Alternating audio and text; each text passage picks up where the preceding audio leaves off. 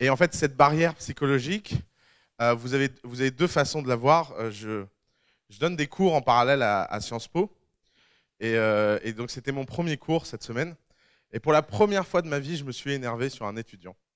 J'ai besoin de partager avec vous cette histoire parce que c'est un peu ma thérapie collective. Ça m'est jamais arrivé de m'énerver sur quelqu'un pendant un cours. Mais j'ai un fusible qui a sauté à tel point que je suis quand même rentré chez moi et que j'ai dit que j'allais arrêter de donner des cours. C'est pour dire mon état de nervosité. Mais vous allez voir, c'est un détail, c'est débile, mais en fait c'est très important pour moi parce qu'on m'a posé une question que j'adore, qui est une question très intéressante, qui est: est-ce que l'entrepreneuriat s'apprend? Ouais, les mecs vont se dire: putain, on vient de payer de l'argent sur. J'espère qu'il va répondre oui. Et ben en fait, j'en sais rien. Et je vais commencer par vous l'avouer, j'en sais rien si l'entrepreneuriat s'apprend. On ne fait pas coup d'État parce qu'on est persuadé que l'entrepreneuriat s'apprend. On fait coup d'État parce qu'on est persuadé qu'au moins on peut éviter aux gens de faire des erreurs systématiques.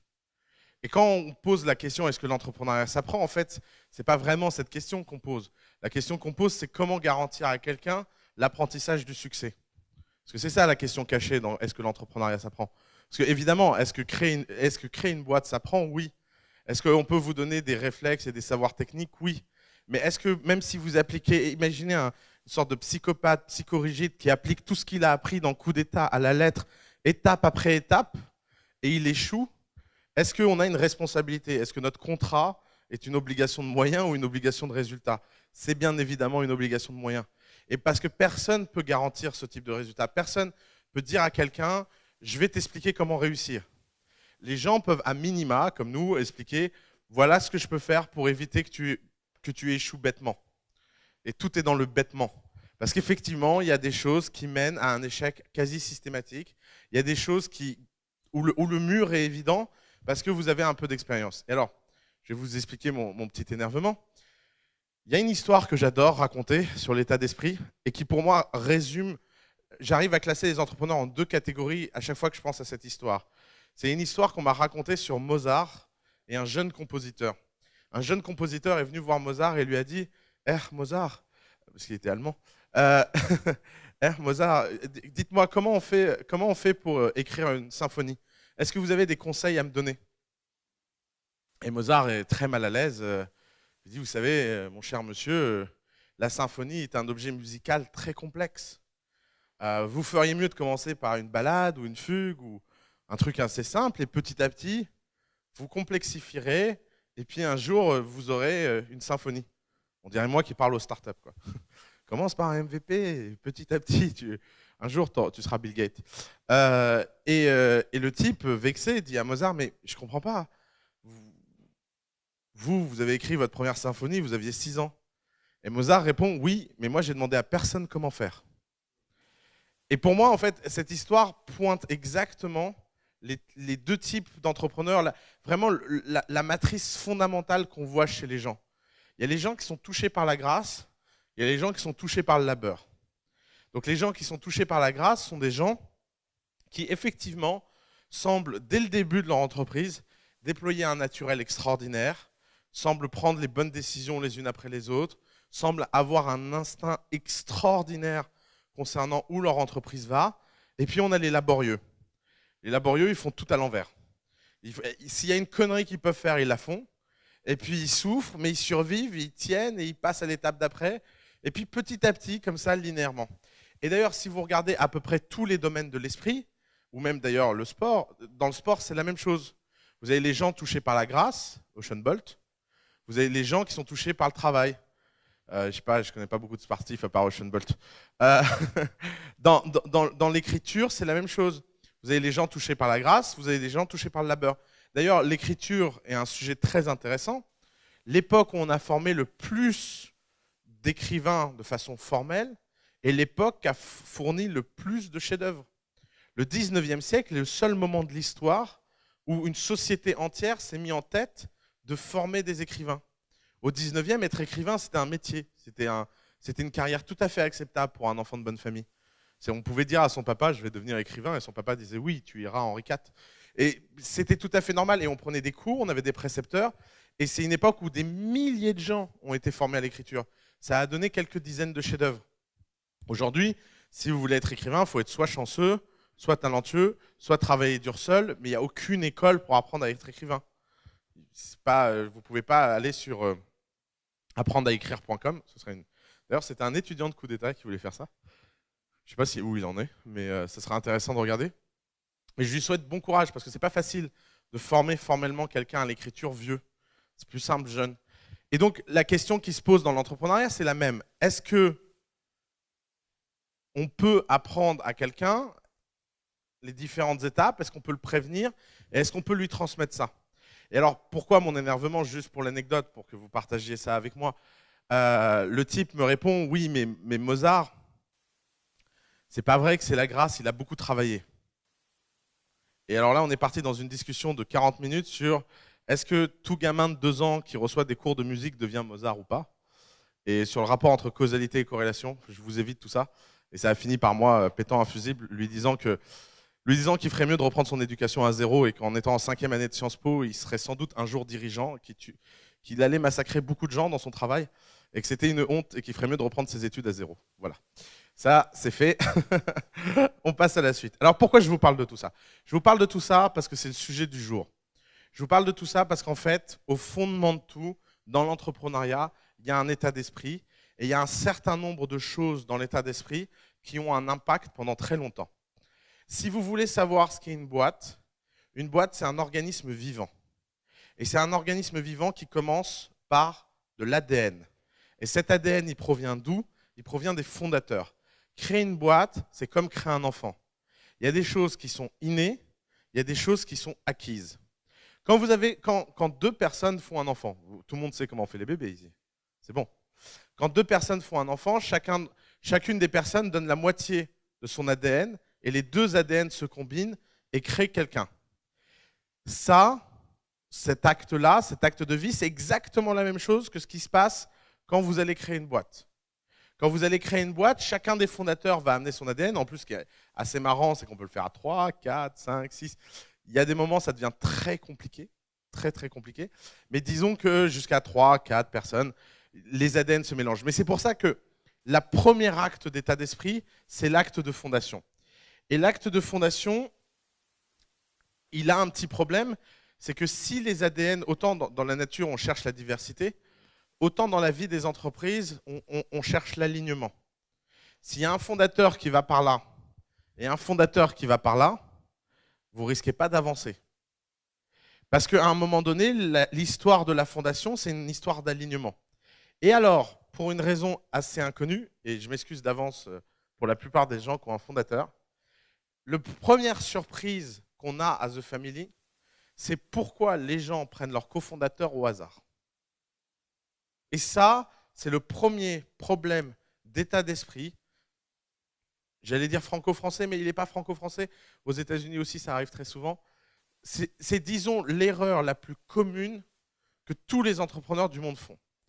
Elle vient d'où? Elle vient du fait que quand vous démarrez, vous êtes seul et vous rencontrez par hasard quelqu'un qui aussi est seul et a envie de démarrer et vous vous dites « Ah, tu veux faire une boîte? Moi aussi, je veux faire une boîte. Faisons une boîte ensemble. » Et ça réunit à peu près 80% des histoires de cofondation, peut-être 90%, et elle repose sur une erreur terrible.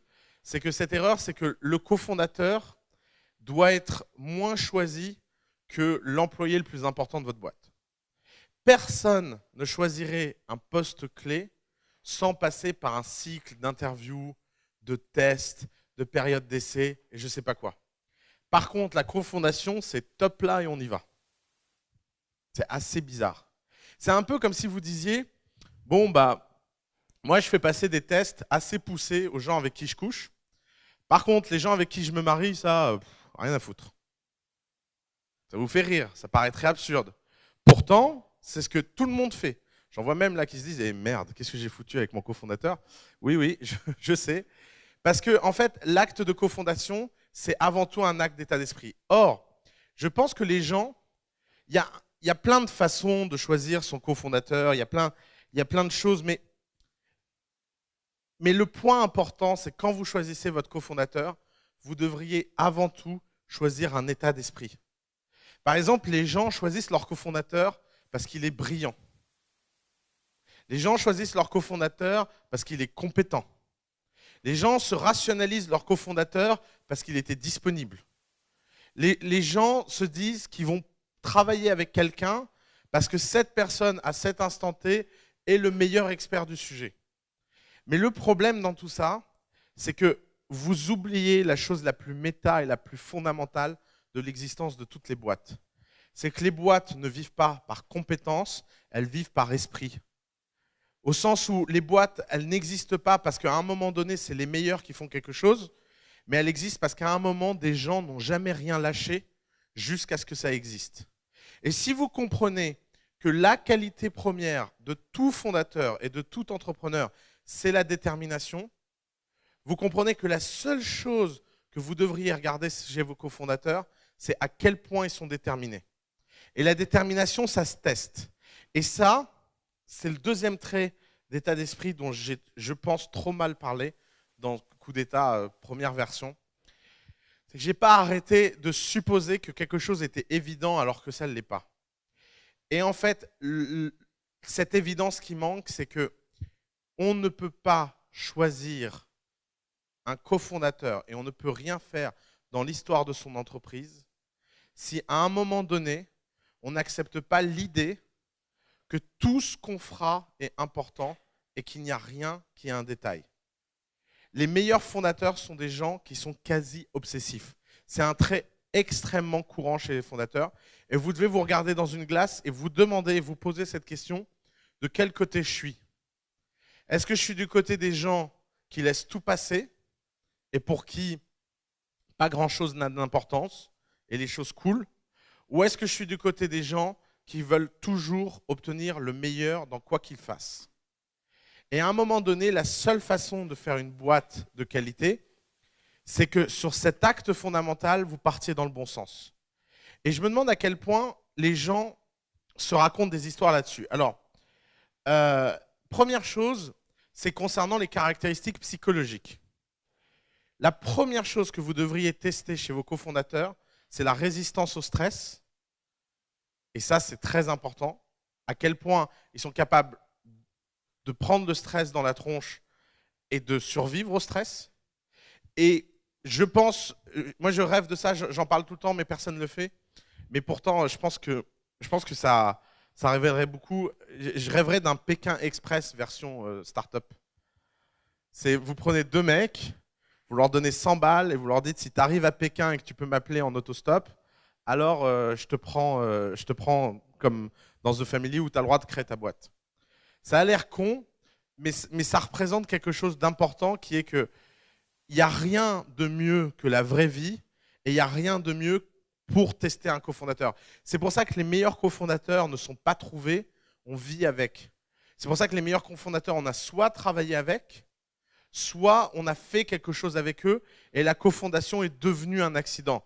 Ce n'est pas un hasard, c'est un accident. C'est-à-dire qu'à un moment donné, on connaît quelqu'un tellement et tellement intimement qu'on décide de se lancer avec lui. Et d'ailleurs, ça c'est une question que j'ai très souvent. Les gens me disent, mais je ne sais pas où trouver un cofondateur. Alors, qu'est-ce qu'ils font? Ils vont dans des soirées de speed dating cofondateurs. Et alors, les mecs qui vont dans des soirées speed dating cofondateurs, c'est comme les gens qui cherchent leur mari dans une soirée speed dating. Ça fait que des déçus. Hein. Et pourquoi ça fait que des déçus? Parce qu'on ne peut pas trouver quelque chose d'aussi important dans un format aussi simple. La seule façon de trouver un cofondateur, c'est de vivre. Et je pense que les gens se disent comme question fondamentale, je veux créer une boîte, alors qu'ils devraient se dire comme question fondamentale, je veux trouver un cofondateur. Par exemple, je n'ai pas fondé The Family parce que j'avais envie de fonder The Family. J'ai fondé The Family parce que j'ai trouvé Alice Zaguri. Et ça, c'est extrêmement important. Et Nicolas Collin, c'était un ami depuis 5 ans qu'on a créé The Family. Et ça, c'est ce qui crée le lien entre une équipe et un projet. D'ailleurs, le projet s'est construit beaucoup plus tard que l'équipe. Dans notre cas, nous, on était amis. Avec Alice, on avait travaillé ensemble. On avait travaillé dans un environnement très intense puisqu'on vivait quasiment ensemble. Pendant 6 mois, quand vous êtes de 8h à 2h du matin tous les jours avec quelqu'un, bah, vous vivez avec, vous partez en vacances avec, vous rencontrez sa famille. Et vous avez vu, tout ce que je raconte a l'air d'être une histoire de couple. Et bien, c'est exactement ça. Votre cofondateur, c'est votre partenaire de vie et il est beaucoup plus important que la personne avec qui vous vivez. Je sais qu'à chaque fois que je dis ça, les gens pensent que j'exagère, mais c'est vrai. Vous ne passerez jamais autant de temps avec la personne que vous vivez qu'avec la personne avec qui vous allez créer une boîte. Et donc, par définition, vous allez avoir besoin de choisir cette personne avec beaucoup plus de force et beaucoup plus de détails que la personne avec qui vous décidez de vivre. L'autre point qui est important à comprendre, c'est qu'un beau cofondateur, c'est quelqu'un que vous admirez. Encore une fois, si vous regardez la checklist traditionnelle des gens de pourquoi c'est mon cofondateur, ils vont vous dire des choses du genre, moi j'ai entendu des choses tellement absurdes. Ah ouais, mon cofondateur il est trop fort, il vient de Polytechnique. Ce n'est pas pour toi, Balthazar. Mon cofondateur, il est trop fort, il a travaillé chez L'Oréal. Mon cofondateur, mais on s'en fout. La question, c'est est-ce que vous l'admirez ou pas? Et l'admiration, on ne se ment pas. Quand on admire quelqu'un, c'est un trait psychologique, c'est un trait irrationnel. Et si je pouvais vous encourager juste à une chose, c'est admettre la part d'irrationnel qu'il y a dans la création d'une boîte. Tous les articles que vous lisez en ligne, tout ce qu'on essaie de vous transmettre, tout ce qu'on vous enseigne dans la création de boîte, cherche à rationaliser quelque chose qui est très, très difficile à rationaliser. Pourquoi? Parce que la part d'irrationnel dans la création d'entreprise est extrêmement importante. La part d'irrationnel, c'est ce qui fait qu'il y aura une différence entre un projet A et un projet B. Et d'ailleurs, cette part d'irrationnel, elle est où? Elle se situe dans la psychologie des gens par rapport à leurs tâches. Prenons une image toute bête. Imaginons qu'ici, je décide de faire un grand concours pour choisir celui qui cuisinera chez moi ce soir. Qu'est-ce que je peux faire? Premier cas, je vais aller et je vais dire à tous les gens qui sont dans cette salle de me raconter où ils ont travaillé, dans quel restaurant ils ont travaillé, pour qui ils ont cuisiné, et je vais essayer de choisir le meilleur en fonction de la social proof. Et s'il y en a un qui me dit qu'il a été l'adjoint de Ducasse, je me dirai tout de suite, oh là là, il a été l'adjoint de Ducasse, j'ai envie de travailler avec lui. Ducasse était un de mes chefs préférés. Si quelqu'un me dit j'ai travaillé avec Alain Passard, je me dirai oh encore mieux. Et je vais peut-être choisir comme ça. Et alors je suis sûr de tomber avec quelqu'un d'une qualité, certes, mais peut-être pas la meilleure. Maintenant, la deuxième méthode, c'est la méthode un peu plus rationnelle, qui est de dire, je vais tous vous donner des ingrédients et un temps de cuisine, et je vais vous donner ces ingrédients et je vais vous dire, vous allez me préparer le même plat, je vais goûter et je vais choisir le meilleur. Pas mal comme technique. Ça vous semble tout à fait raisonnable. Eh bien, figurez-vous qu'il y a une expérience que j'adore sur les biais du choix qui montre qu'à chaque fois qu'on demande à quelqu'un de choisir quelque chose en évaluant plusieurs personnes, il finit toujours par choisir dans les 25% dernières personnes qu'il a évaluées, quel que soit l'ordre dans lequel les choses lui sont présentées. Vous avez compris ce que je veux dire? Tout simplement qu'à force d'évaluer des choses, on finit par fatiguer et qu'au début, on est hyper exigeant et que la barre d'exigence descend aussi vite que la barre de fatigue monte. Et ce qui fait qu'à la fin, les gens choisissent toujours dans les 25% de choses qu'ils ont vues en dernier. Si vous voyez 50 candidats en job interview, vous aurez toujours un biais d'embaucher dans les 10 dernières personnes que vous avez vues. Parce que dans les 10 dernières personnes que vous aurez vues, vous serez beaucoup plus fatigué qu'avec les 10 premières. Et quel que soit l'ordre dans lequel on vous présente les gens, c'est-à-dire que si les 10 derniers avaient été les 10 premiers, les 10 premiers, les 10 derniers, comme par hasard, vous choisissez dans le groupe. Et ça, c'est une expérience qui a été répliquée et répliquée et répliquée en psychologie sociale. Croire qu'il est possible de faire un choix rationnel alors que tout dans notre être l'est irrationnel, ça ne fonctionne pas. La seule bonne façon de choisir un chef, c'est de voir avec lequel j'ai envie de passer le plus de temps. Et c'est aussi bête que ça. Pourquoi? Parce que même si, par exemple, Serge était un petit peu moins bon que Balthazar et que je préfère passer du temps avec Serge, eh ben, à long terme, la courbe d'apprentissage de Serge sera toujours meilleure que la courbe d'apprentissage de celui avec qui je n'ai pas envie de passer du temps. Et c'est cet élément d'état d'esprit que les gens n'intègrent pas. C'est cet élément d'état d'esprit qui fait que les gens se concentrent sur les mauvaises choses et rationalisent l'ensemble de leurs choix, alors que c'est le seul moment de la vie d'une entreprise où ils devraient faire confiance à leur instinct. Et d'ailleurs, pour parler de cette histoire d'instinct, les gens passent leur temps à se demander si leur instinct a de la valeur et s'ils devraient le suivre. Et nous, on a constaté quelque chose, c'est que les gens ne suivent jamais leur instinct sur les gens et ils suivent toujours dans le business. Et dans les deux cas, c'est une catastrophe.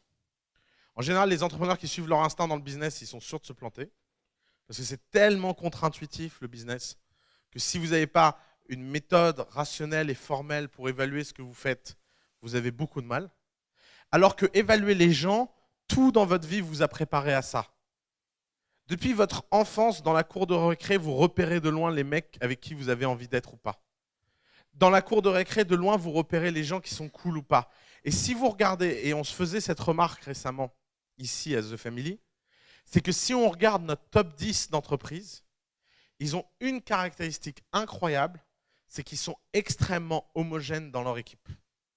Et quand je dis homogène dans le style. Par exemple, on a une équipe qui s'appelle Star of Service. Si vous voulez planter votre boîte, vous faites tout ce que Star of Service fait. Mais vraiment. C'est-à-dire qu'à chaque fois, moi, on leur a même dit qu'il fallait qu'ils arrêtent leur boîte, qu'ils écrivent un bouquin, ils vont faire un best-seller, et ça ira beaucoup plus vite pour devenir riche que faire leur boîte. Vous prenez coup d'état du début à la fin, vous faites l'inverse, ça donne Star of Service. Mais vraiment, à toutes les étapes. Par exemple, ces types n'ont pas d'équipe, ils sont deux en calbut, véritablement. Ils sont deux en calbut chez eux avec des écrans partout et ils gèrent 90 personnes à travers le monde. Normal. Tout le monde est en télétravail, ils n'ont jamais rencontré personne. Ils interviewent les gens uniquement par Skype. Moi, je ne comprends même pas comment ils arrivent à interviewer qui que ce soit par Skype. Et c'est les plus gros bourrins que la Terre ait connus. Par exemple, vous leur demandez c'est quoi ta stratégie marketing? Je ne sais pas, l'annuaire de A à Z. Effectivement, c'est une bonne réponse. Ça marche, de A à Z, oui, il y a tout le monde là-dedans. Alors, par exemple, récemment, je crois que le summum a été atteint avec leur expansion internationale, où là, les mecs ont lancé 80 pays à la fois. Jamais je dirais à quelqu'un de lancer 80 pays à la fois. Mais bien sûr, eux, ils lancent 80 pays à la fois. Et je leur ai dit quand même, les gars, va quand même falloir créer à un moment ou un autre une structure de middle management.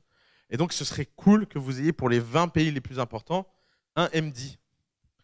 Et donc, je dînais avec eux avant-hier. Et alors, parce qu'ils me cassent les pieds en ce moment, parce qu'ils veulent absolument retourner lever des fonds. Et moi, je résiste des 4 fers pour pas repartir en levée de fonds avec eux. Et je leur ai dit, moi, je pars pas en levée de fonds tant qu'on peut pas dire à un investisseur que pour les 20 pays les plus importants, il y a un dirigeant.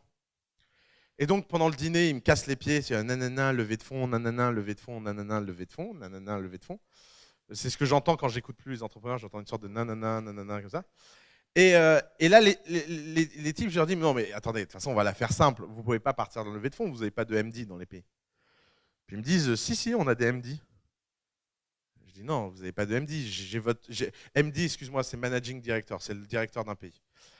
C'est typiquement le genre d'endroit où il faut m'arrêter. Le jargon, c'est insupportable, mais c'est plus fort que nous parce qu'on est tout le temps dedans. Donc, mais il ne faut pas hésiter à nous demander de définir les mots. C'est un peu comme le R&B, les startups. Les start-upers, ils adorent inventer des mots. C'est pour ça qu'on écoute du rap ici. Tu vois, on se sent dans le même combat, quoi.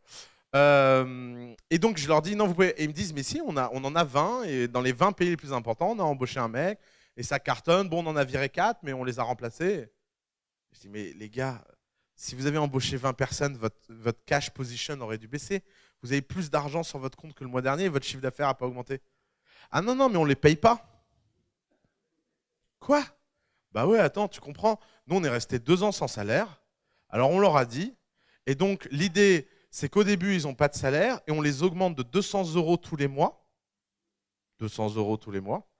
Jusqu'au moment où ils auront atteint leur courbe et ça se croisera. Et puis c'est à l'infini, 200 € tous les mois, à un moment, ils peuvent bien gagner leur vie quand même. Et là, j'étais dans un japonais, le sushi, il est parti de la bouche, il a atterri sur la table d'à côté. Non mais mais c'est improbable. Vous croyez que qui que ce soit dans cette pièce est capable de convaincre quelqu'un de travailler pour 200 € par mois? Je vous assure, c'est impossible. Moi, je ne vois même pas comment faire. Moi, je serais tellement mal à l'aise, personnellement, de faire ça, que déjà le type dans l'interview le sentirait et serait mal à l'aise lui aussi. Mais eux, ils sont tellement naturels, ils sont tellement alignés, ils sont tellement forts que des choses qui normalement ne devraient pas exister deviennent possibles. Et ça, c'est le cas de toutes les plus belles aventures entrepreneuriales. C'est-à-dire que c'est des gens qui sont tellement sincères, tellement forts, qui font des choses que personne ne pourrait leur conseiller de faire. Et ça marche. Et en plus, donc depuis, j'ai parlé avec un des MD en question, et les mecs sont super heureux. Genre, le mec qui dirige je ne sais plus quel pays m'a dit, mais tu ne te rends pas compte de la chance que c'est pour moi de travailler pour Star of Service, c'est quelque chose qui va changer ma carrière. Je dis, mais c'est pas possible. Mais comment ils font? Je suis jaloux. J'arrive pas à faire ça, moi. Moi, mes stagiaires, ils chialent, quoi. Enfin, qu'est-ce que c'est que cette histoire? Et ils sont vachement bien payés, les stagiaires, chez nous. Donc, et ils trouvent que non.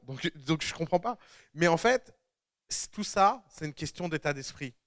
C'est pas une question de talent, c'est pas une question de méthode. On peut pas vous dire, on va vous apprendre à sous-payer les gens. C'est pas une méthode, c'est même pas souhaitable. D'ailleurs, ce que je peux vous apprendre, c'est que vous avez intérêt de vachement bien payer les gens. Je vais vous dire l'inverse. Mais il n'empêche qu'il existe des singularités et que ces singularités font que l'entrepreneuriat est tellement formidable.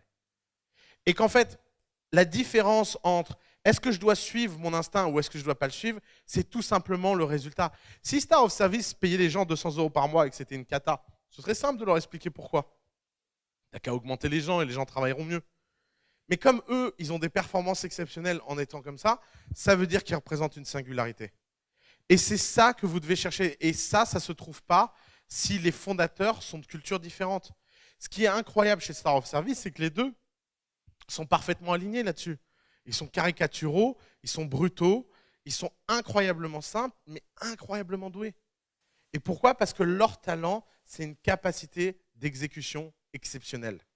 Et que donc tout ce qu'ils ne savent pas faire est rattrapé par ça. Par exemple, je ne pense pas qu'ils savent ce que le mot design veut dire.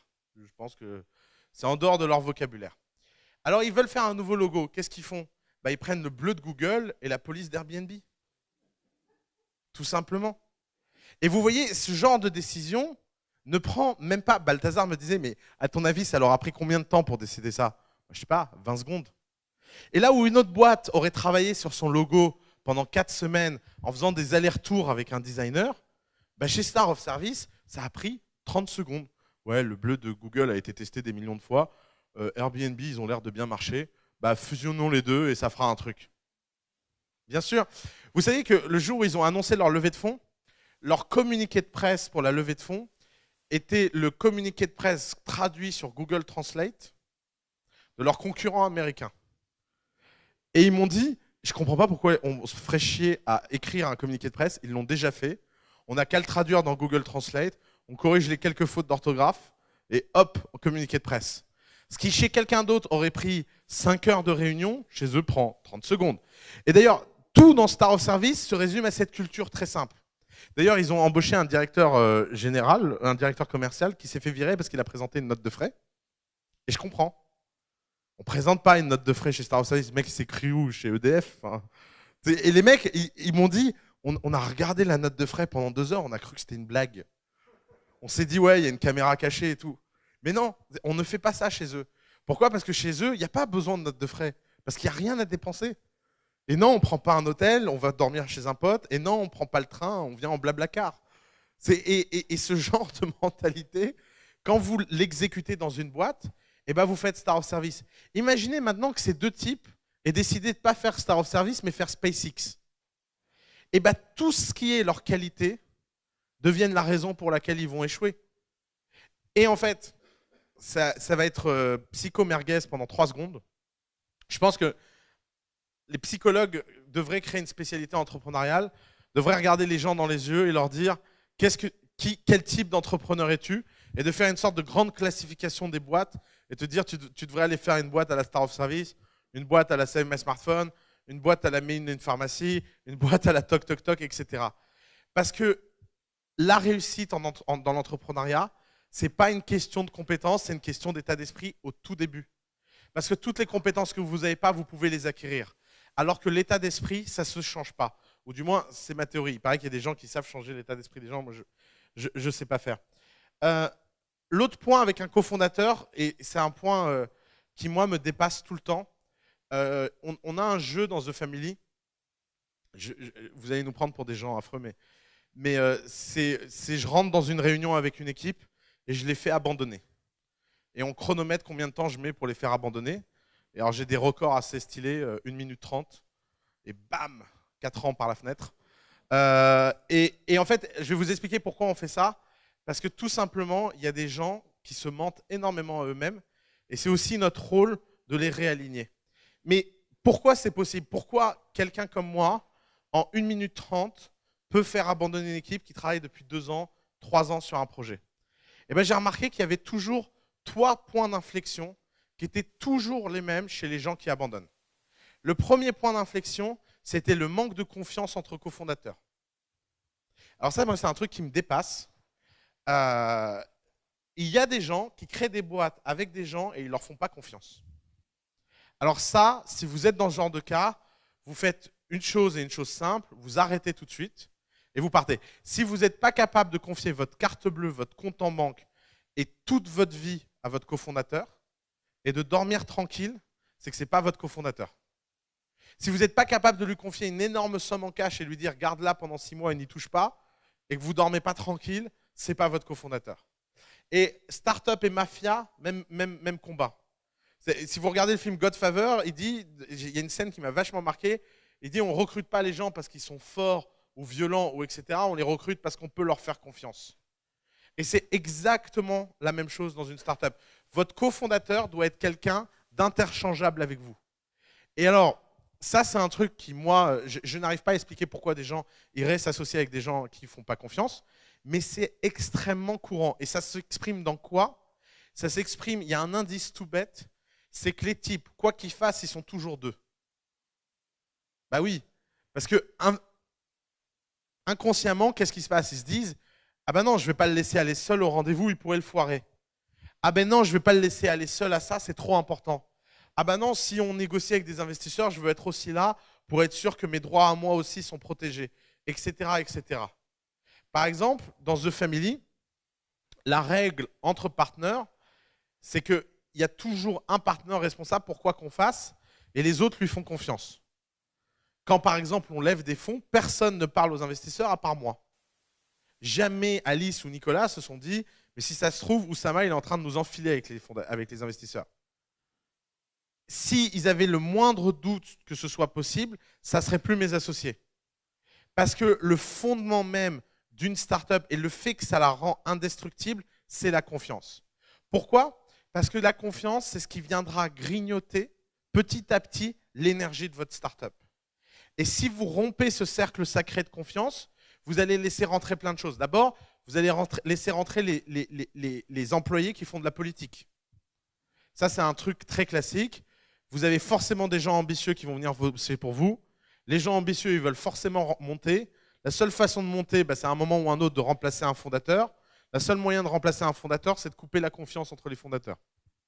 Et ça, c'est imaginez un couple où on décide de passer de 2 à 3 et qu'on garde le même équilibre. Évidemment que c'est très dur. Je ne sais pas si ça existe. Mais autant ça nous paraîtrait absurde dans une histoire de couple, autant c'est exactement ce qui se passe dans une histoire d'entreprise. Et ça, la seule façon de remettre les gens à leur place, c'est qu'ils se prennent un mur dans la tête. Et un mur de confiance. Et vous imaginez pas à quel point c'est quelque chose d'important. Donc le premier test sur ce cofondateur, encore une fois, c'est une histoire de confiance. La deuxième caractéristique que je vois très souvent chez les équipes, c'est qu'elles font quelque chose, non pas parce qu'elles ont envie de le faire, mais parce que c'est la bonne chose à faire. Par exemple, je ne sais pas, nous on avait une boîte qui faisait une app pour permettre aux gens de gérer leur mot de passe. D'accord? Ça c'est typique. Pourquoi vous faites cette boîte? Ah, parce qu'on a vu que OnePassword marchait bien. Ok? Et alors pourquoi vous trouvez que OnePassword marche bien? Parce que ça a été téléchargé plein de fois. Ok? Alors pourquoi vous l'avez fait?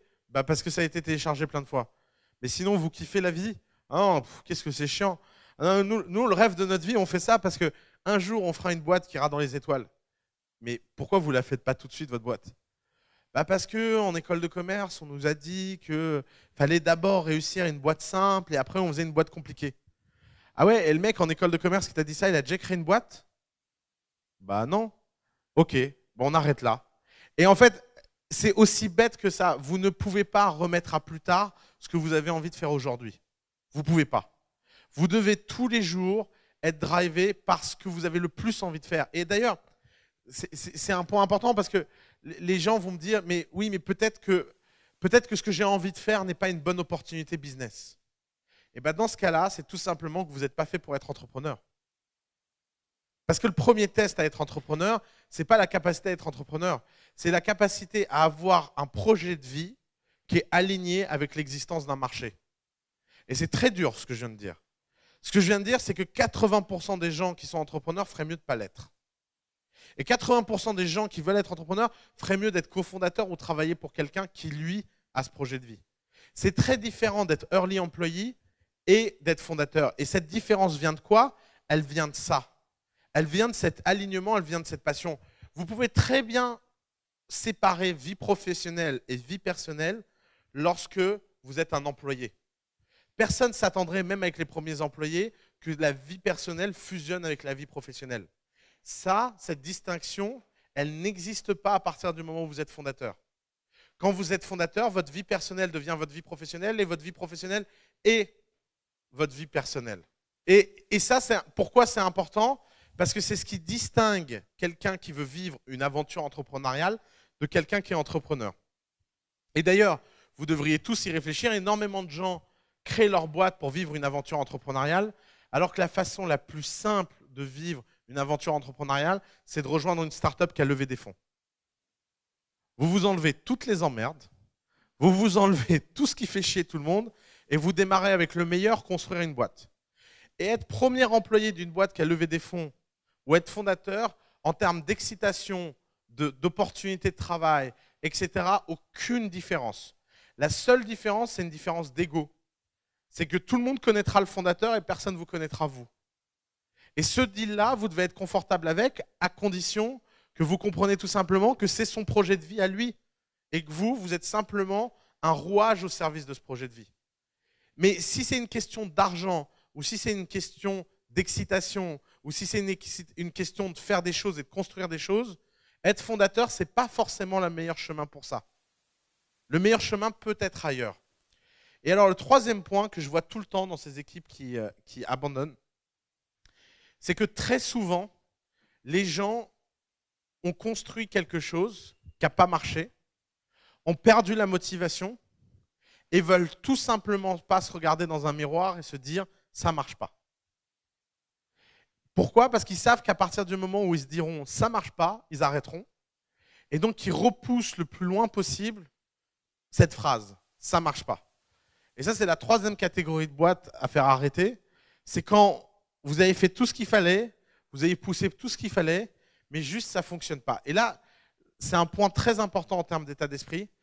Je pense que l'une des choses qu'on m'ait dites, qui m'a le plus bouleversé dans la Silicon Valley, c'est qu'on m'a dit, à un moment, Oussama, il faut que tu comprennes que faire une entreprise, c'est écrire un arbre de choix, et qu'à chaque fois que tu feras un choix décisif, il faut que le deuxième choix possible soit la mort de ton entreprise. Et si tu n'es pas dans cet arbre-là, ça veut dire que tes décisions ne sont pas assez bold, ne sont pas assez audacieuses.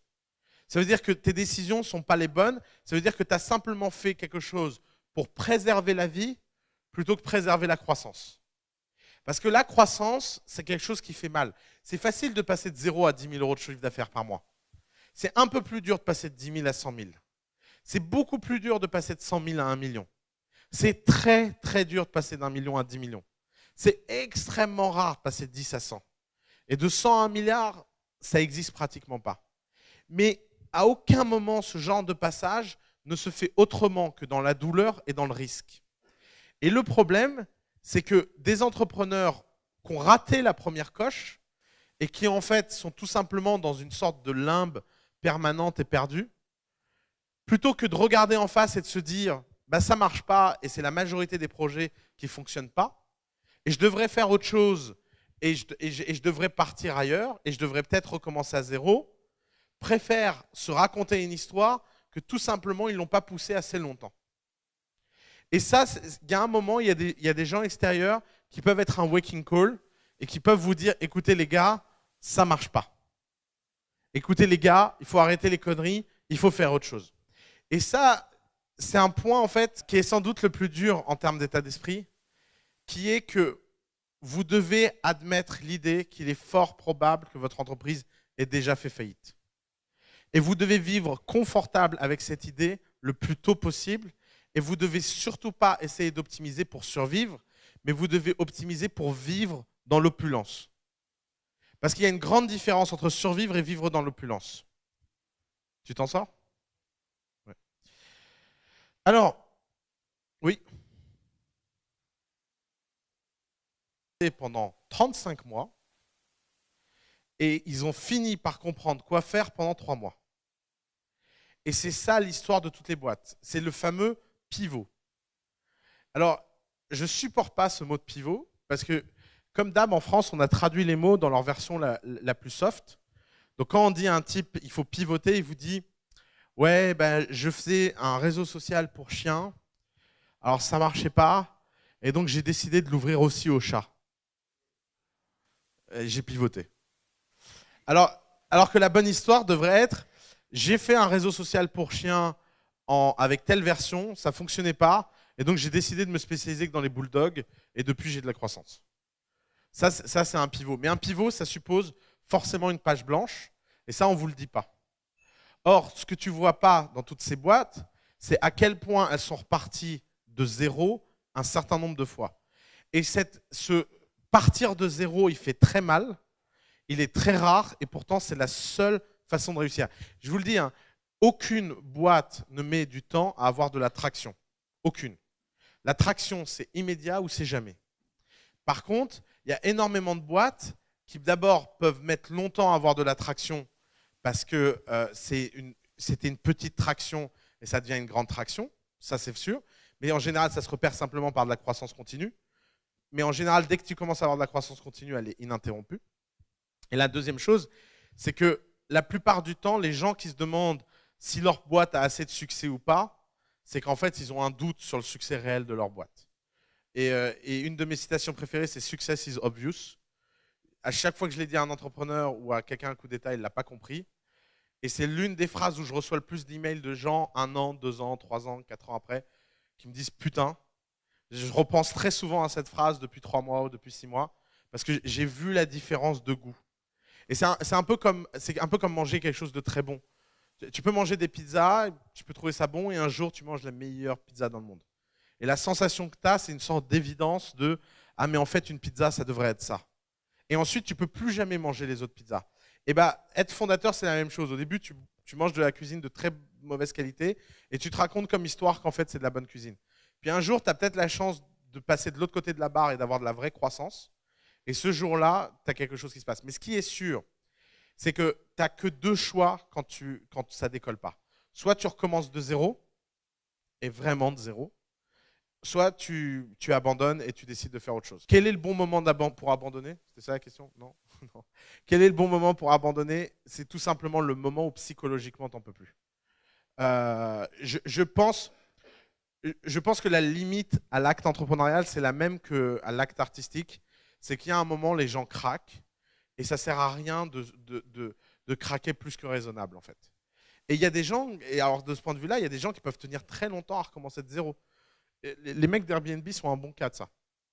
Ils ont fait je ne sais pas combien de versions de leur site, je ne sais pas combien de stratégies, je ne sais pas combien de clés, de portes, et ils ont fini par réussir. Mais ils ont un moral hors norme. Mais ils sont intenses, hein, les mecs de Airbnb. L'histoire qu'on ne vous raconte pas, c'est par exemple Brian Chesky, à chaque fois qu'il embauche quelqu'un, il lui pose toujours la même question en le regardant droit dans les yeux. Si c'était ta dernière année à vivre, est-ce que tu travaillerais quand même pour moi? Et si la moindre personne hésite en répondant, il ne le prend pas. On parle de ce genre d'intensité-là, ça ne s'invente pas, ce genre d'intensité. Ce genre d'intensité, elles sont produites par le fait que ces gens sont drivés par quelque chose que la plupart d'entre nous ne comprend pas. Alors, ils sont dans le bon milieu pour être drivés par ça. Je pense qu'en France, tu poses cette question, bah, tu n'embauches personne. Parce qu'évidemment, tout le monde hésitera. Et que, évidemment, c'est pour ça que les milieux ont autant d'importance. Une version de ton site tellement minimale que tu peux la mettre en ligne assez rapidement et de pouvoir tester les retours. Mais justement, c'est tout le sujet. Tu ne peux pas savoir si ton projet fonctionne ou pas tant qu'il n'est pas sur le marché. C'est pour ça que l'un des conseils, c'est d'aller sur le marché le plus vite possible. Mais une fois que tu es sur le marché et que tu te rends compte que ça ne fonctionne pas, tu devrais tout jeter. Or, ce que les gens font, c'est pas qu'ils jettent ni leur idée ni leur MVP, ils vont tweaker leur MVP en espérant que ça finira par marcher. Mais en fait, par exemple, les gens qui peignent, je me suis rendu compte de ça en parlant avec les mecs de Mindy, parce que les mecs de Mindy m'ont fait remarquer que les gens qui avaient un entraînement formel à la peinture connaissaient ça très bien. Et je vais vous expliquer pourquoi c'est assez simple à comprendre. C'est parce que la peinture, c'est un geste. Et la peinture, ça ne se corrige pas. Si vous voulez faire un chef-d'œuvre, il faut que chacun des gestes du début à la fin du tableau soient des gestes de chef-d'œuvre. Et c'est pour ça que les gens qui peignent comprennent très bien ce réflexe de la page blanche. On peut pas faire une Joconde, pas être content, effacer son sourire et repeindre par-dessus. Ça fait des croûtes, c'est dégueulasse, c'est pas possible. Et d'où le fait que les peintres utilisent des croquis. Et en fait, comment on fait pour faire un tableau? On fait un croquis, on fait un deuxième croquis, on fait un troisième croquis, on fait un quatrième croquis. Ensuite, on le fait à taille réelle. On recommence et on recommence. Et à un moment, on a le geste, on le peint une première fois, on jette, on le peint une deuxième fois, on jette, on peint une troisième fois, on le jette. Et à un moment, on finit par être content par ce qu'on a fait. Et en fait, c'est exactement la même chose dans une startup. D'ailleurs, un autre domaine où on comprend ça très bien, c'est la musique. En musique, si vous voulez apprendre à jouer un morceau, vous devez recommencer et recommencer, vous recommencez à zéro. Personne ne se dirait « Ah ben j'ai raté la dernière note, je vais juste revenir en arrière sur la dernière note. » Ça paraîtrait complètement con. Et ben c'est exactement ce que les entrepreneurs font. Les entrepreneurs, ils jouent le morceau, bam, il y a une fausse note, ah ça tourne mal, ils disent « Bon, ben, je vais revenir 3 temps en arrière, je vais recommencer là. » Et ça ne fonctionne pas comme ça. D'ailleurs, moi, pour être honnête, j'ai appris ça le jour où on m'a raconté l'histoire de l'iPhone, où je me suis dit que quand même, il y avait des gens qui étaient quand même des entrepreneurs d'exception. Steve Jobs n'était pas content avec la première version de l'iPhone, mais vraiment pas content. Et le problème, quand vous êtes un dirigeant d'entreprise et que vous n'êtes pas content et qu'il y a 3 personnes dans la pièce, vous pouvez faire passer le sentiment que vous n'êtes pas content. Quand vous n'êtes pas content d'une équipe de 1000 personnes, même quand vous êtes Steve Jobs, vous n'y arrivez pas à faire passer que vous n'êtes pas content. Parce qu'en fait, l'organisation entière va résister à votre appel au changement. Et va résister avec une force et une violence que même si vous êtes Steve Jobs, même si vous tapez du pied sur la table, même si vous faites un caca nerveux, les mecs disent « Ouais, mais t'es mignon, mais le truc sort dans 6 mois, qu'est-ce que tu veux qu'on fasse ?» Et 6 mois et 1 jour avant la sortie de l'iPhone, 6 mois et 1 jour avant la sortie de l'iPhone, il est arrivé dans les bureaux, il s'est connecté au serveur central et il a tout effacé. Tout.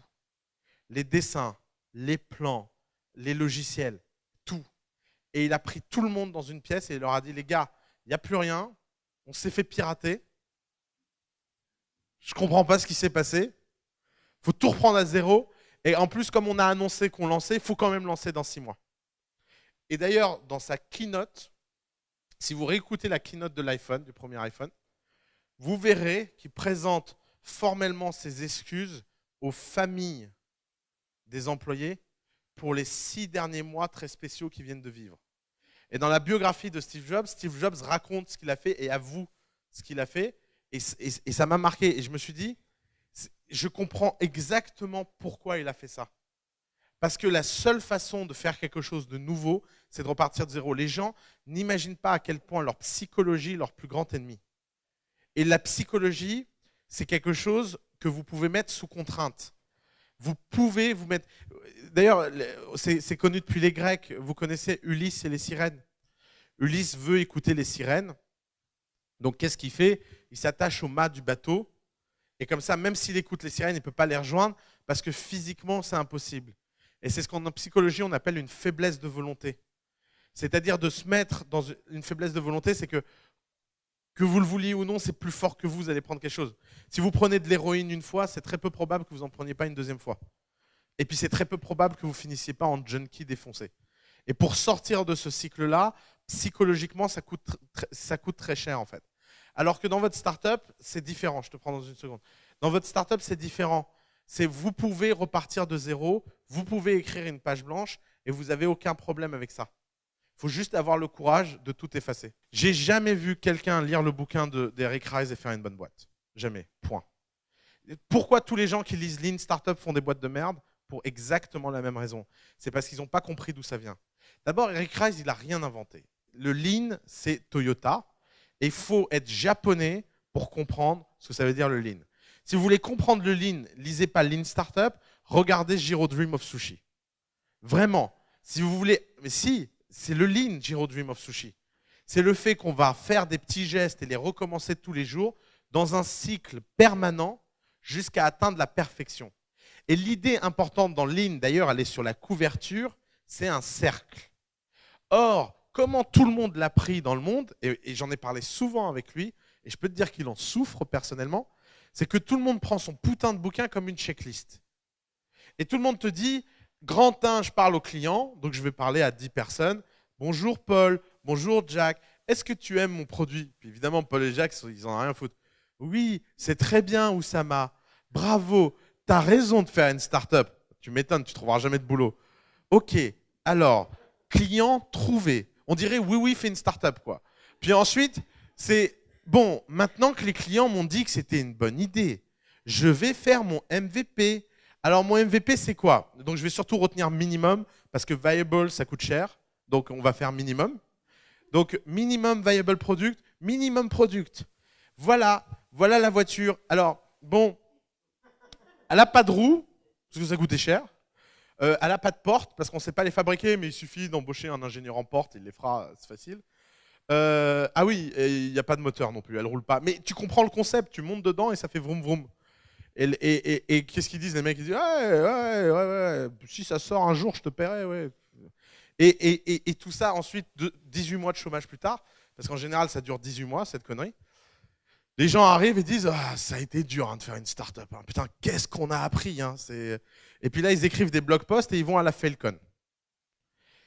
C'est pas comme ça qu'on construit une boîte. On construit une boîte, si tu veux construire le leader mondial de l'automobile, commence par être vendeur de skateboard. Tu fabriques un skate, tu mets les gens dedans, tu les amènes d'un point A à un point B. Et quand tu es en monopole sur les skateboards, tu prends l'argent et tu construis des vélos. Et quand tu es en monopole sur les vélos, tu vas et tu construis des voitures. Et ton MVP de voiture, c'est une Tesla. C'est sympa comme MVP, mais si tu regardes la première version de Tesla et la version maintenant, il y a un énorme upside. Ça n'a pas empêché les gens d'acheter des Tesla à 400 000 $, même si elles avaient plein de défauts. Et en fait, ce que tout le monde fait dans le monde de l'entrepreneuriat, c'est que les gens font des produits... Pardon, j'ai un bug. Ils font des produits imparfaits mais complets, alors qu'il faut faire des produits parfaits mais incomplets. Et c'est ça le sujet. Pardon. Oui, c'est ça. Les gens font des produits imparfaits mais complets, alors qu'il faut faire des produits parfaits mais incomplets. Prenez le premier iPhone, il n'y a pas d'apps dessus. Il n'y a pas de 3G. Il y a une batterie de 7 heures.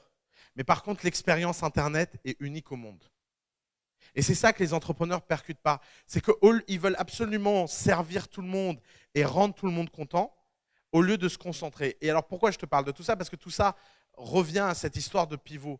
En quoi le pivot est débile? C'est que le pivot, c'est un concept post-product market fit. Ce n'est pas un concept pré-product market fit. Et Eric Ries l'a ramené en pré-product market fit. Et ce jour-là, il a envoyé énormément d'entrepreneurs au casse-pipe. Parce que si tu commences à te dire qu'il suffit de tweaker à la marge et de pivoter pour trouver quelque chose qui compte, tu ne comprends pas l'intensité que tu as besoin en tant qu'entrepreneur. Et c'est pour ça que je suis très confortable à l'idée de dire il faut recommencer d'une page blanche, parce que tous les gens qui ont recommencé d'une page blanche ont fini par faire quelque chose. Parce que recommencer d'une page blanche, 1, c'est rare, 2, ça demande beaucoup d'énergie et ça forme un moral d'acier. Alors que pivoter, c'est facile, tout le monde peut le faire et ça finit toujours dans le mur. Parce que ton produit, par exemple, il y a des gens, ils viennent me voir et me disent alors oui, on a fait ce produit, mais on n'a fait aucun marketing. Dès qu'on commencera le marketing, ça devient un succès. Ha, ha, ha. Mort de rire. Et alors, déjà, pourquoi tu viens me voir en m'expliquant que tu n'as pas fait quelque chose? Pourquoi sur Terre, tu voudrais aller voir quelqu'un en lui disant je n'ai pas fait quelque chose? C'est complètement con. Non, tu devrais dire, on a poussé le truc à fond, on est là, on a des chiffres de ouf. Non, tu viens et tu dis, je n'ai pas commencé le marketing. D'ailleurs, j'appelle ça le complexe de l'enfant en entrepreneuriat. C'est que la plupart des entrepreneurs se comportent comme des enfants. Je ne sais pas qui ici a des enfants, mais moi, il y a un truc qui me fascine avec les gosses, c'est le passage, et surtout, c'est un grand traumatisme personnel chez moi. C'est quand tu viens et tu dis à ta maman, j'ai faim, et que la maman répond, c'est pas l'heure de manger. Quoi? C'est quoi cette histoire? Il y a des heures pour manger? Et puis quoi encore? Mais en fait, c'est tout simple, c'est que tu es passé d'un monde où tu étais le centre du monde. C'est exactement le même switch. C'est qu'un enfant passe de je ne suis pas le centre du monde, et il y a des règles qui sont extérieures à moi. Et c'est exactement la même chose avec un entrepreneur. Regardez comment la plupart des entrepreneurs parlent. C'est toujours la même chose. C'est grand 1, je vais faire mon produit pendant 6 mois. Dans 6 mois, il sort. 3 mois après, je vais lever des fonds. Et ensuite, je vais aller conquérir le monde. Et dans ce plan, à aucun moment, le monde extérieur existe. Alors d'abord, qui te dit que tu seras prêt dans 6 mois? Qui te dit que ton produit, qui que ce soit, en veut? Qui te dit qu'il faudra que 3 mois pour le rendre célèbre? Et qui te dit que dans 9 mois, qui que ce soit voudra te donner de l'argent? Alors qu'un entrepreneur devrait se dire, je lance mon produit le plus tôt possible, je vais faire en sorte qu'un maximum de gens l'achètent, et j'espère que dès que quelqu'un me propose de l'argent, je le prendrai. Et là, tu renverses le rapport de force. C'est-à-dire que tu ne fais pas les choses simplement pour les faire, tu fais les choses dans l'espoir qu'il y a une réaction en face. Et que cette réaction, tu ne sais pas quand elle arrivera, mais que tu continueras aussi longtemps. Et c'est pour ça que la feuille blanche est très importante. Parce que la feuille blanche, ça permet tout simplement d'admettre l'idée que ta fusée que tu as lancée, eh ben, elle s'est crachée. Et donc, il faut en construire une nouvelle. Et quand une fusée est crachée, personne ne va aller se faire chier à récupérer les pièces détachées en se disant peut-être que le moteur est toujours viable. Quand une fusée se crache, elle explose, c'est pas grave, on passe à la prochaine fusée. Et c'est la même chose dans une startup. Et c'est pour ça que cette histoire de pivot est très dangereux.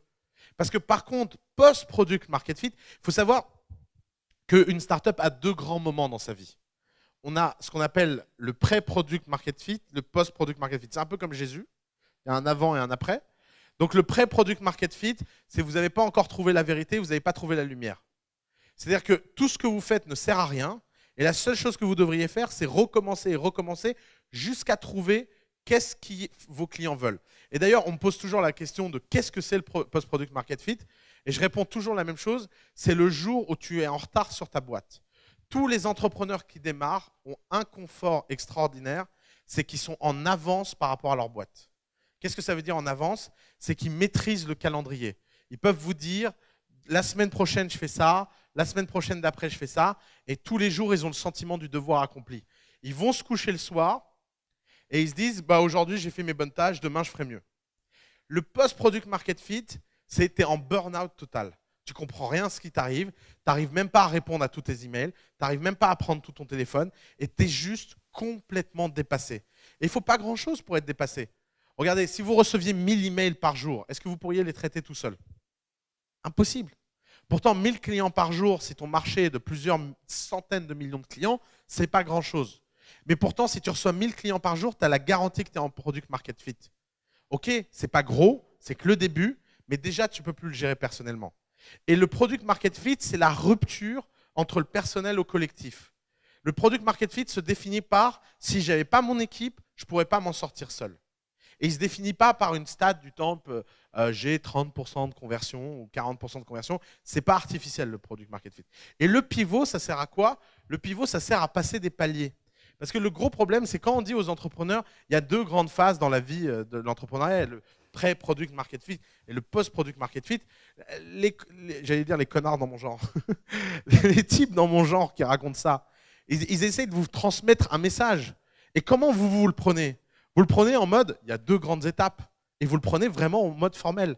Alors que le gros problème, c'est que des product market fit, dans l'histoire d'une boîte, il peut y en avoir 10. Parce qu'il y a des paliers de croissance. Prenons l'histoire de Facebook, parce que vous connaissez tous Facebook. Comment on passe du réseau social de Harvard à 1 milliard de personnes se connectent le même jour sur un site internet, en à peine 13 ans? Comment on passe de ça à ça? On ne passe pas de ça à ça avec une histoire linéaire. Il y a eu des grands plateaux dans l'histoire de Facebook. Il y a eu des grands moments où ils ont arrêté de croître. Et à chacun de ces plateaux, ils ont dû faire un pivot. Et évidemment, quand tu es Facebook et que tu as 100 millions d'utilisateurs et que tu veux passer à 500 millions d'utilisateurs, tu ne jettes pas tout par la fenêtre, effectivement. Il ne faut pas être con.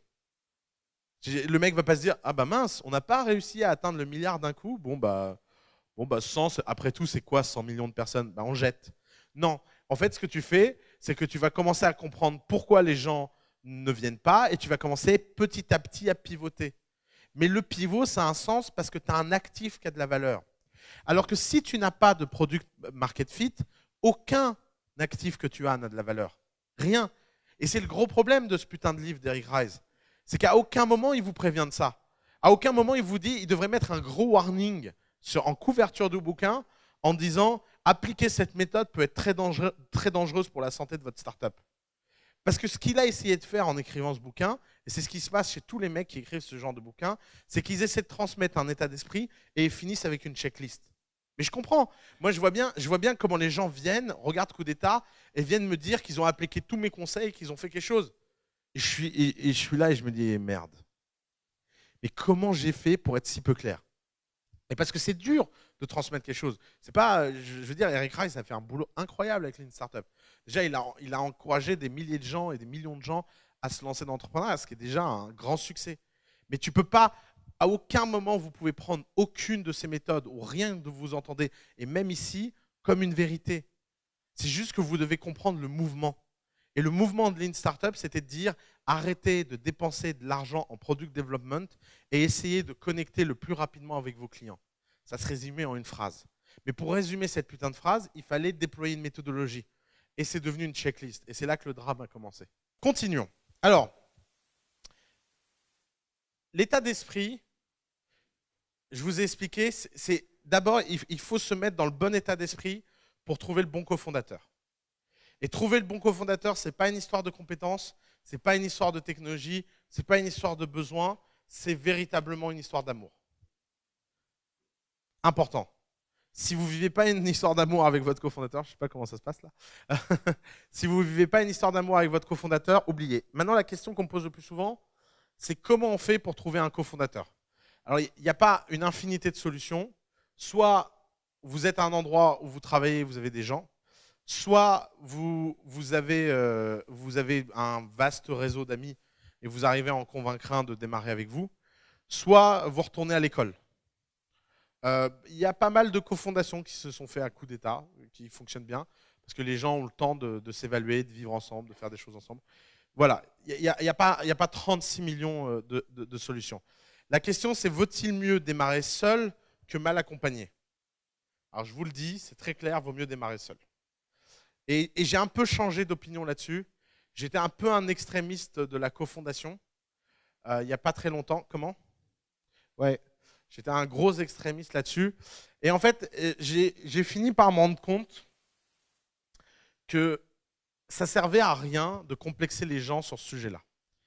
En fait, la plupart des gens qui ont du mal à trouver un cofondateur sont des gens qui, de toute façon, sont mal barrés pour être entrepreneurs.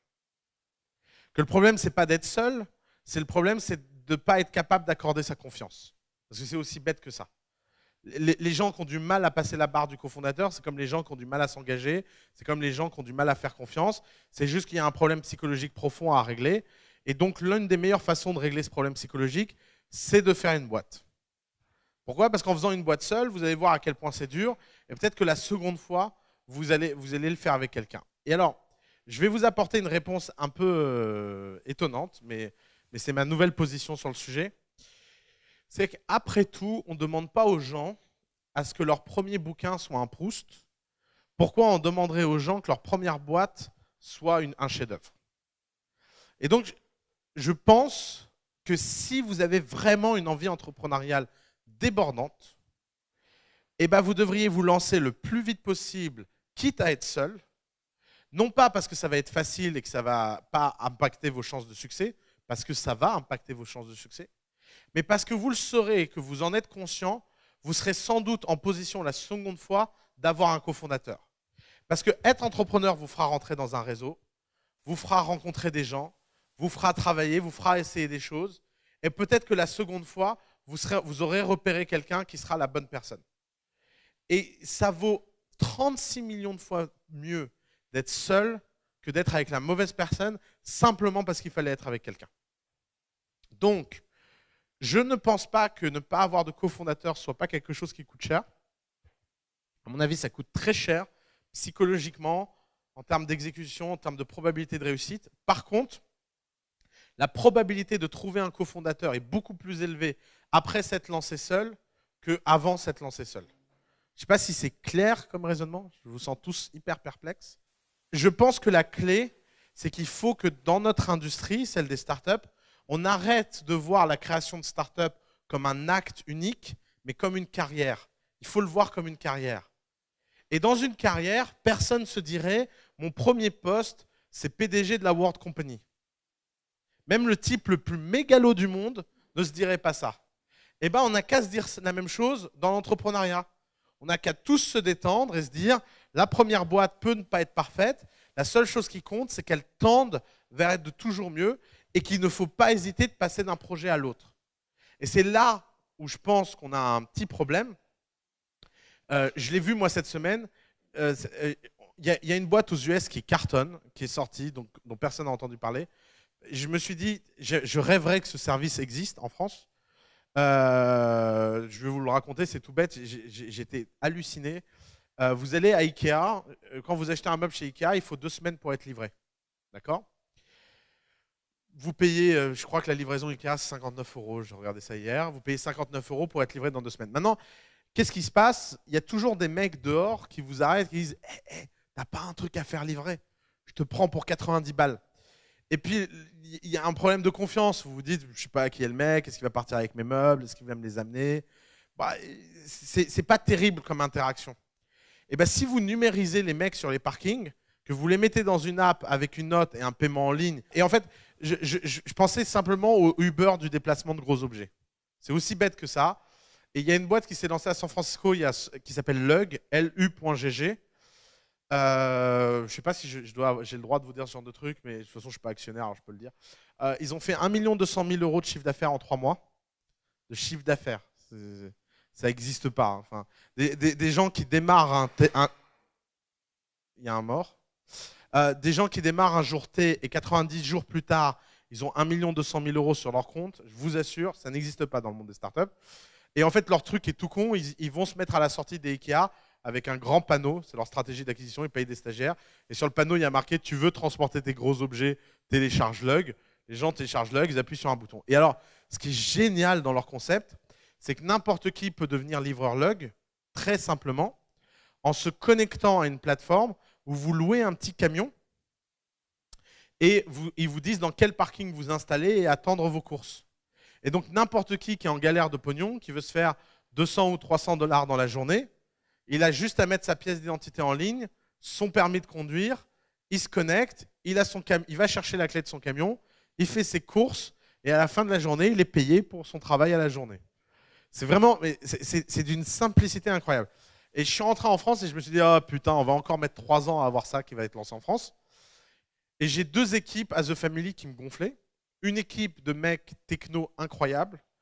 Et je pense que jamais de leur vie, ils vont vendre quelque chose. Jamais.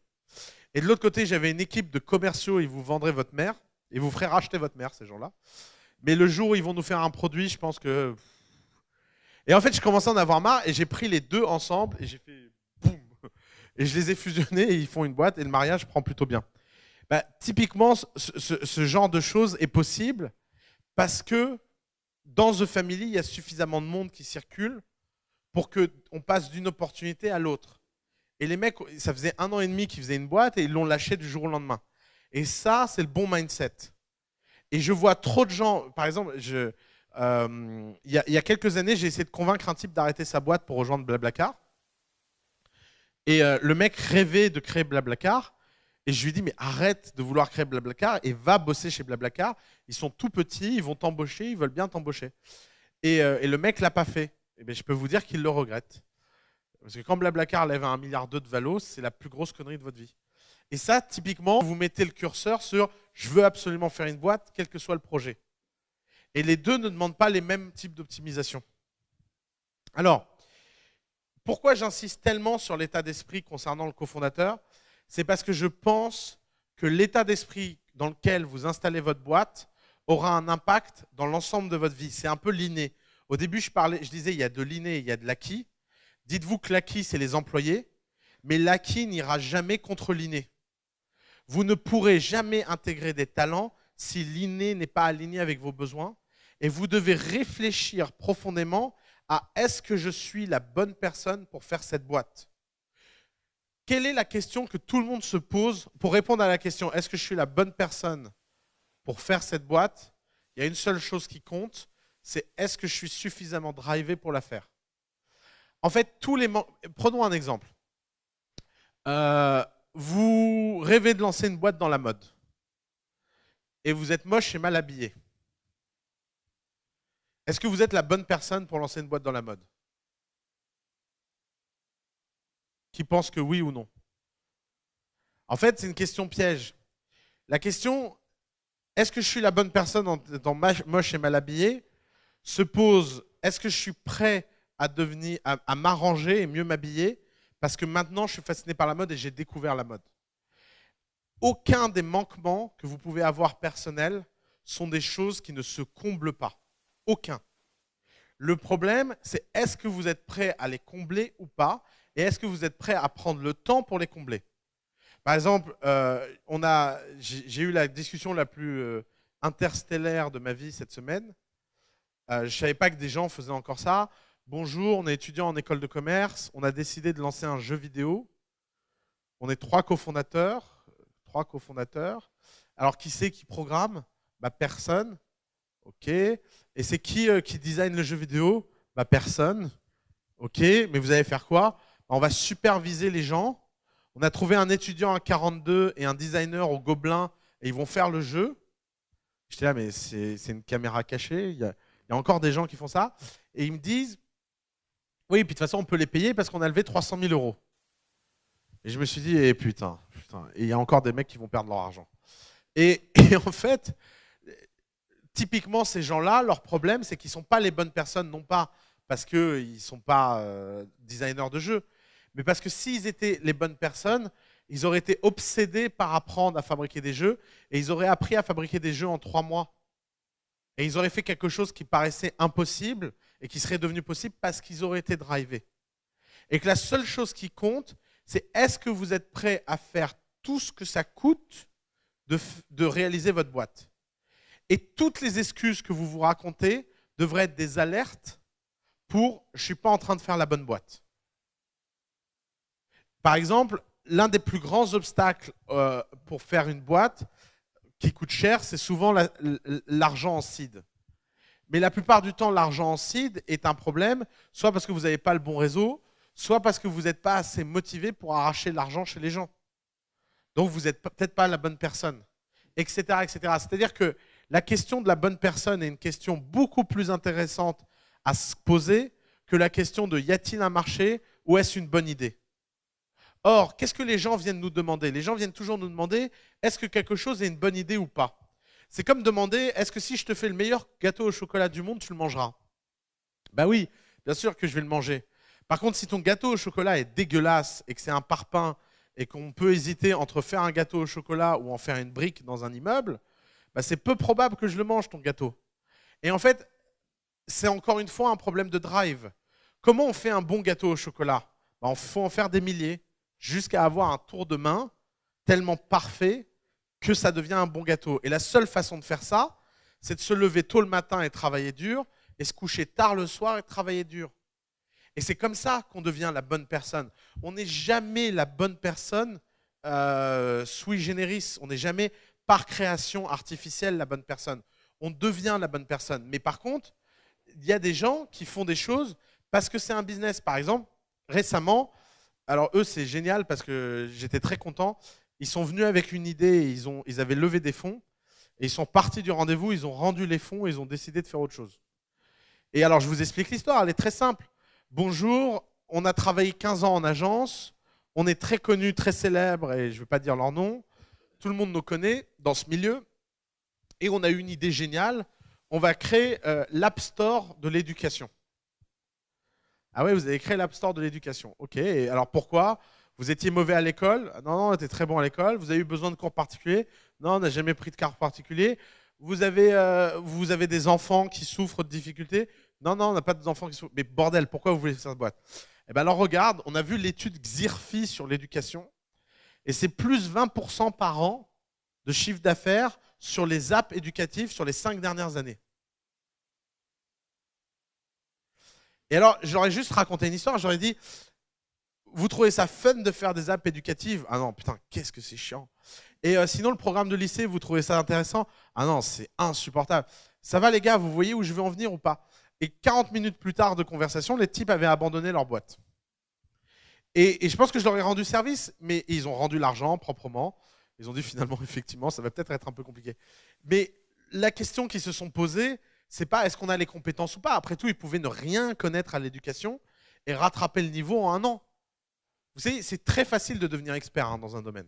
Il suffit de travailler 10 000 heures. Je ne sais pas si c'est une connerie ou pas, ces histoires de 10 000 heures, mais je trouve que c'est une bonne métaphore. Vous pouvez devenir un expert mondial dans un sujet en moins de 10 000 heures. C'est pas grand-chose, 10 000 heures. Je veux dire, en moins de 10 ans, c'est-à-dire que là, n'importe qui dans cette pièce peut choisir n'importe quel sujet et dans 10 ans, être l'un des experts mondiaux dans le sujet. C'est quoi 10 ans? C'est vraiment rien du tout, 10 ans. Mais le sujet, c'est est-ce que vraiment vous avez envie d'être expert dans l'idée de votre boîte? Et il est là le problème. Le problème, c'est que les gens ne choisissent pas une idée de boîte parce qu'ils ont envie de la faire. Ils choisissent une idée de boîte parce qu'elle est bonne. Et d'ailleurs, la preuve, ils en parlent avec les gens pour demander si c'est une bonne idée ou pas. Les gens qui sont drivés ne posent jamais cette question. Et notamment, je connais très peu de gens sincères dans le fait de gagner de l'argent. Très, très peu. Et je peux te dire un truc d'expérience. C'est très, très, très dur d'être drivé par l'argent. Parce que l'argent, t'en as vite quand t'aimes ça. Et très vite, tu te rends compte qu'en fait, ça sert à rien. Et alors, les gens, par exemple, l'un des meilleurs entrepreneurs drivés par l'argent en France, c'est Xavier Niel. Il est hyper à l'aise avec ça. C'est ce que j'adore chez ce mec. Il est venu à dîner chez nous. On lui a dit « Pourquoi tu as fait des télécoms ?» Il a dit « Parce que j'ai toujours eu envie de gagner de l'argent, j'ai toujours eu envie d'être riche et que c'était la façon la plus simple pour moi d'être encore plus riche. » Et alors pourquoi tu fais tout le reste? Parce que j'ai envie de gagner plus d'argent. Et c'est un mec réellement drivé par l'argent et il est très efficace pour ça. Mais le problème, c'est que c'est très rare. Et c'est aussi rare d'être drivé par l'argent que d'être drivé par les jeux vidéo, que drivé par l'éducation ou drivé par changer le monde. Le problème, c'est que la plupart du temps, l'entrepreneuriat vient combler un vide qui est « je ne sais pas par quoi je suis drivé ». Et vous ne pouvez malheureusement pas être entrepreneur tant que vous n'avez pas répondu à cette question. C'est que la meilleure façon de résoudre ce problème, c'est d'abord d'avoir son drive, qui peut être l'argent, et qui ensuite devient un point d'optimisation extrêmement simple. Et pour être un expert en faisant de l'argent, c'est dur en fait. Ça demande beaucoup de concentration, ça demande beaucoup de travail, ça demande beaucoup de commitment, et ça demande quelque chose qui n'est pas donné à tout le monde. Il faut être cheap. Parce que pour gagner de l'argent, il faut avoir de l'argent. Et pour avoir de l'argent, il faut économiser de l'argent. Et c'est ce cercle-là qui est très dur avec l'argent. Et d'ailleurs, il y a qu'en France où les gens ont honte d'être drivés par l'argent. Aux États-Unis, c'est quelque chose de beaucoup plus courant. Mais même aux États-Unis, les gens n'y arrivent pas. C'est très dur d'être Donald Trump. Très, très dur. Il faut être sacrément concentré pour être Donald Trump. Et pendant très longtemps. Parce qu'une fois, en plus, moi, vous savez, récemment, il y a ce type qui a vendu Minecraft, qui a fait part. Qui a vu ça? Donc Minecraft, c'est un jeu vidéo qui a été racheté par Microsoft pour quelques milliards. Combien? 1 milliard? Ouais. 1 milliard de... Bon, peu importe. Beaucoup trop d'argent de toute évidence. Et le mec a posté une série de tweets sur son désespoir et sa solitude.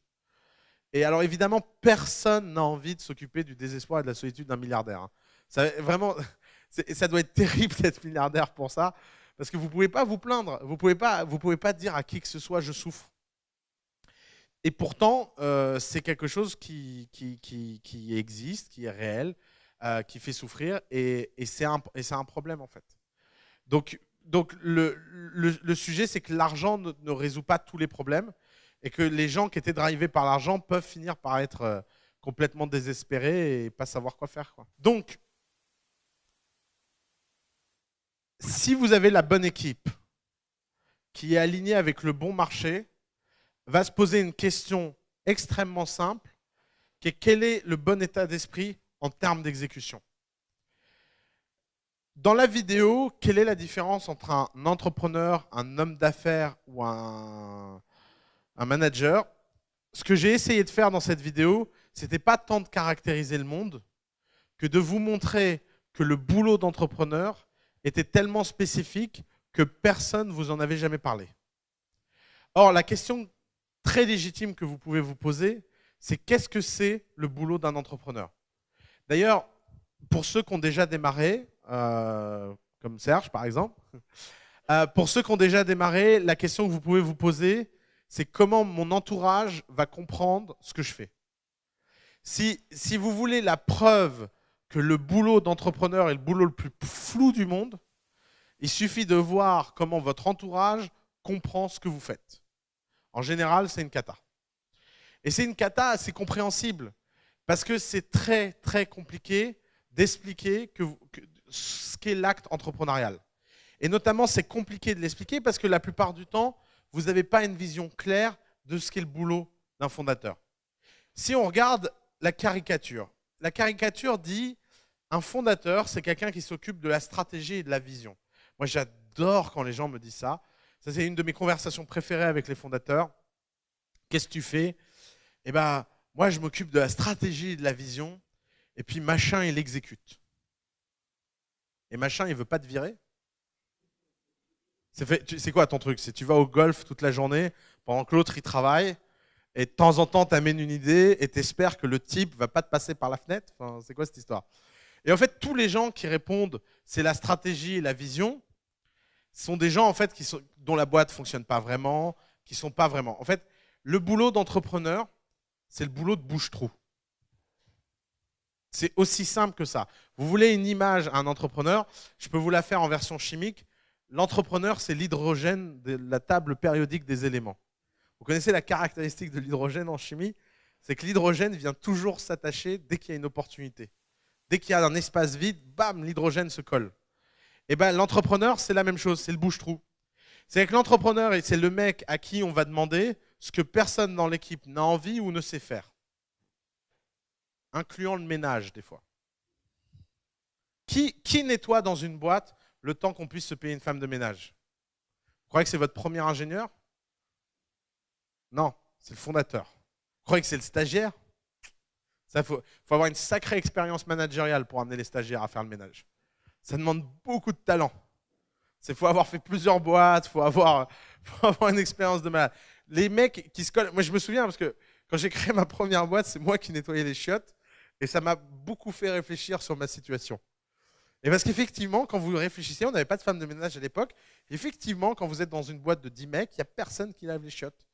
Donc, c'est le fondateur qui s'y colle. Et ça, c'est pas facile à admettre, c'est pas facile à comprendre, parce qu'en fait, le fondateur, il a un problème. Il a un problème simple, c'est que c'est le mec qui doit séduire et vendre à tout le monde. Par exemple, il y a des gens qui viennent me voir et qui me disent « J'ai décidé d'être entrepreneur, j'en avais marre d'avoir un patron. » Et là, moi, ces gens-là, je me dis toujours « Oh, mon pauvre ». Alors là, tu n'as juste pas compris où tu passes. Avoir un manager, c'est simple. C'est une relation très simple. Toi, employé, tu dois reporter et faire en sorte que machin soit content. C'est facile. Après, les gens sont plus ou moins cohérents, plus ou moins faciles, c'est plus ou moins dur d'optimiser pour que les gens soient contents, mais c'est une relation simple. Un fondateur, qu'est-ce qu'il doit faire? Il doit reporter à son entourage. Première source de trouble. Il doit reporter à ses investisseurs. Deuxième cercle de trouble.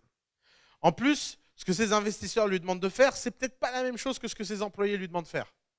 Et un entrepreneur, il reporte à ses employés. Vous croyez vraiment que qui que ce soit qui rejoint une start-up pour travailler dans une start-up a peur de perdre son boulot dans la start-up? Non. Les gens qui rejoignent des start-up, en général, ont le pire profil psychologique sur Terre. C'est des gens qui sont prêts à prendre assez de risques pour rejoindre une start-up, mais pas assez pour créer la leur. Résultat, c'est des gens qui n'ont rien à perdre. Mais rien à perdre. Parce que des start-up, il y en a plein, des employés, il y en a peu. Et en fait, vous croyez avoir le rapport de force. Moi, je le vois tout le temps. C'est toujours terrible, les premières embauches. Les types viennent en office hour et vous disent « Ouais, je comprends pas, il fait rien de ce que je lui dis, il discute tout ce que je veux, il n'arrive pas à comprendre qui est le leader. » Bah oui, mais mon pauvre vieux, c'est comme avec les enfants. Ça ne s'invente pas, en fait, d'avoir de l'autorité. Il faut l'exprimer, cette autorité. Et l'autorité, elle vient d'où? Elle vient de la légitimité. Et dans la fondation, comment on a de la légitimité? En étant le meilleur exécutant de la boîte. Point. Point. Il n'y a rien d'autre. Le boulot de fondateur, c'est d'être capable d'exécuter tout ce qu'il y a besoin d'exécuter au moment où il faut le faire. Et en fait, c'est tout simplement une courbe de plus en plus inconfortable. Puisque au début, c'est assez facile parce qu'on vous dit démarrez sur vos points forts. Vous êtes designer, vous allez faire le design. Vous êtes technicien, vous allez faire la technique. Mais très rapidement, si ça marche, vous allez embaucher des mecs bien meilleurs que vous à ça. Et vous allez devoir passer au prochain sujet. Et le prochain sujet, il va falloir l'apprendre de zéro. Pour être fondateur, il faut avoir un goût de l'apprentissage permanent et de la flexibilité permanente. Au sens où il faut que vous vous mettiez en tête, et ça c'est à vous le mettre le plus tôt possible, que vous devez être prêt à faire n'importe quoi à partir du moment que ce soit la bonne chose pour la croissance et la survie de votre boîte. Et le problème, c'est qu'au début, vous vivez dans une fiction où vous avez envie de faire tout ce qui est sympa. Alors prenons la liste des 10 premières choses qu'un entrepreneur fait. En général, la première chose qu'un entrepreneur fait, c'est qu'il imagine son idée. Ça, c'est hyper agréable. C'est ce que j'appelle l'effet Minority Report. C'est vous fermez les yeux et vous voyez une interface où le mec fait fouch, et là les trucs ils apparaissent.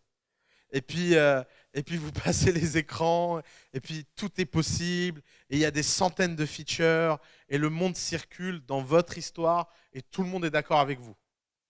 C'est la première tâche. Deuxième tâche, communiquer cette idée et convaincre les gens et vous rassurer que les gens sont bons. Alors il y a la version sociale de ça, il y a la version entrepreneur privilégié. Il a des advisors. Il va faire le tour des types. Donc il va aller casser les pieds de Simoncini, de Niel, de je sais pas quoi. Il va leur dire alors, tu penses que c'est une bonne idée? Le mec il a 5 minutes de temps de disponibilité d'esprit. Oui, oui, c'est une bonne idée. Tu veux bien être mon advisor? Ouais, ouais, si ça te fait plaisir, je suis ton advisor. Dégage de mon bureau. Et après, le mec revient et dit alors, dans mon advisory board, on a fait une réunion stratégique il y a 4 semaines et on a décidé qu'il fallait lever des fonds. Alors, troisième tâche préférée de ces gens-là, c'est lever des fonds. C'est des mecs qui sont toujours en levée de fonds.